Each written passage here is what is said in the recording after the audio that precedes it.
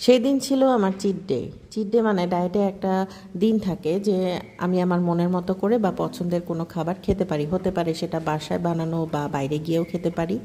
আসসালামু আলাইকুম, সুমনি বলছি সুমনিজ ব্লগ পেজ থেকে। আশা করি সবাই ভালো আছেন, আমরাও আলহামদুলিল্লাহ ভালো আছি।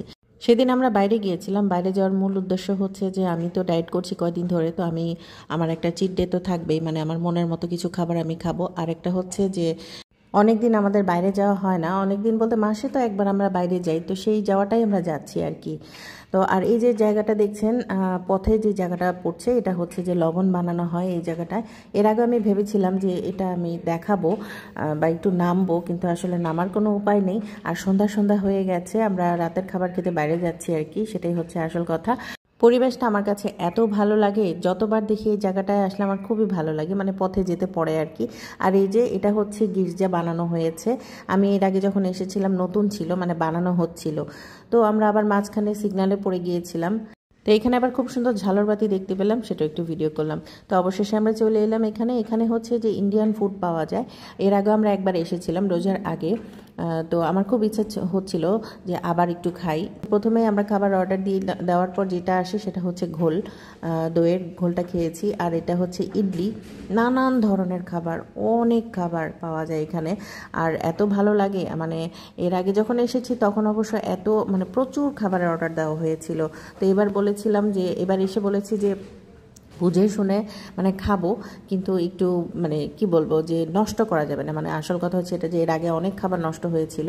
তো এবার আর কি যে আমার লাল আটার রুটি আমি বলেছি, মানে যা চাই তাই, ভাত, রুটি, ডোসা থেকে আরম্ভ করে এত রকম আইটেম ছিল, মানে আমার খুব পছন্দের একটা জায়গা। আর রাত্রেবেলা অনেক দিন পর আসলে রাতে এই খাবার খাচ্ছি, একটু ভাতও খাবো। রাতে তো অনেক দিন ধরে ভাত খাই না। তো এটা হচ্ছে রাজমা ডাল আমার খুব পছন্দ। মানে আমি নিজে তৈরি করি না কখনো, কিন্তু এই যে বাইরে এসে খেতে খুব ভালো লাগে। আর আপনাদের ভাইয়াও যে ওখানে খাচ্ছে, আমিও মানে খুব মজা করে খাচ্ছি। সবচেয়ে বড় কথা হলো খাবারগুলো বেশ মজার ছিল এবং এনজয় করার মতো।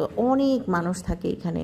আর এখানে এসে খাবার অর্ডার দিলে না মানে দেরি হয় না, তাড়াতাড়ি দিয়ে দেয়। আর ডোসাটাও বেশ মজাই ছিল, কিন্তু আনার পর একটু নরম হয়ে গিয়েছিল। আমার কাছে বেশ মানে ক্রিস্পি ডোসাটা বেশ ভালো লাগে, এটাই আর কি। তো আমি আবার মনের মতো করে রুটি খেয়ে নিয়েছি। আর সবচেয়ে বড় কথা, আমি খুশি হলাম যে লাল আটার রুটিটা পেয়েছি। এর আগের বার যখন এসেছিলাম তখন লাল আটার রুটিটা মানে তখন হয়তো ছিল বা অর্ডার দিইনি। তো খাওয়া শেষে এই যে সাথে আবার একটু বুটের হালুয়া ছিল, এটাও আমি আবার একটু খেয়ে নিচ্ছি, তবে মিষ্টিটা কম ছিল। এর মধ্যে কিন্তু আমি আবার ভাতও খেয়েছি, মানে সব রকমের সবজিগুলাই, যে ডাল, তারপরে পনিরের কারি, সব কিছু মিলিয়ে আমি আবার খেলাম। আমার ছেলে আমাকে একটু আচার ঢেলে দিল, এই আর কি। তো খাওয়া শেষেও আবার একটু কুলফি যে ড্রিঙ্কসটা থাকে সেটা আবার মানে খাচ্ছে, ওর খুব পছন্দ। মানে খাওয়া শেষে আপনাদের ভাই কিন্তু এখনও খাচ্ছে, ওর খাওয়া শেষ হচ্ছে না, আমারও কিন্তু খাওয়া শেষ হচ্ছে না। খাওয়া শেষে আমরা আবার একটু দুধ চা অর্ডার করলাম। মানে বাইরে গেলে আমরা মানে খাওয়া শেষে যদি দুধ চা থাকে সেটাও কিন্তু আমরা অর্ডার দিই এবং খুব এনজয় করি। আর এখানে কিন্তু শেষ না, আরও আছে। আজকের এক পর্বে তো আর দেখানো যাবে না, নেক্সট পর্ব দেখার জন্য অপেক্ষা করুন। আজ আসি তাহলে, আল্লাহ হাফেজ, আসসালামু আলাইকুম।